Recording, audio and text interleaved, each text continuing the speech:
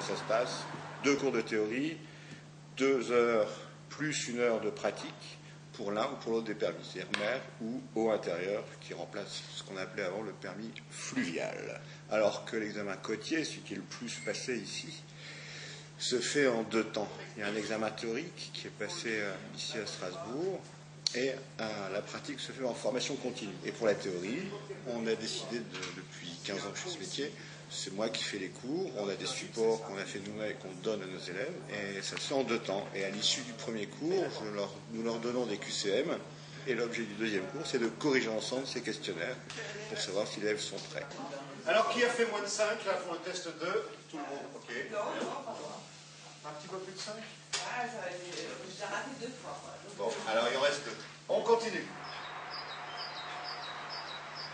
D'abord connaître tout ce qui est sécurité, tout l'armement de sécurité à avoir à bord, le nombre de personnes à avoir à bord, comment faire fonctionner les feux de détresse par exemple.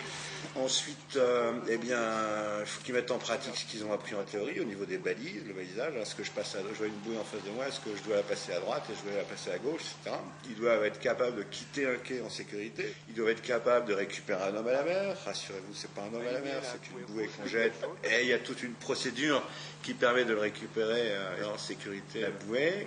Donc l'homme à la mer, il faut être capable de faire ce qu'on appelle une prise de coffre, c'est être capable en fonction du vent et du courant d'aller immobiliser le bateau face à un point. Le temps nécessaire d'osciller ancré, en sachant que sur un bateau, il n'y a ni roue ni frein. Et être capable de suivre un alignement, c'est-à-dire d'aligner 2 points fixes à terre et suivre ce cap-là. Et enfin, être capable d'accoster. Et, j'ai oublié, mouiller, être capable de bien mettre l'ancre aux endroits où on a le droit de le faire. Voilà. Et ça prend 2 et 3 heures, quoi. C'est pas plus compliqué que ça. Dès lors qu'on a compris qu'on n'avait pas de frein, ça va tout seul. Mais si tu as une bonne pédagogie, tu en as plein qui enferment les élèves dans des salles et puis c'est tout, ils leur passent les DVD. Chacun a sa pédagogie. Bon, nous on n'aime pas ça, on fait autrement et puis c'est plus vivant. Plutôt que de faire passer un DVD ou de passer des diapos, moi je préfère parler et répondre aux questions surtout.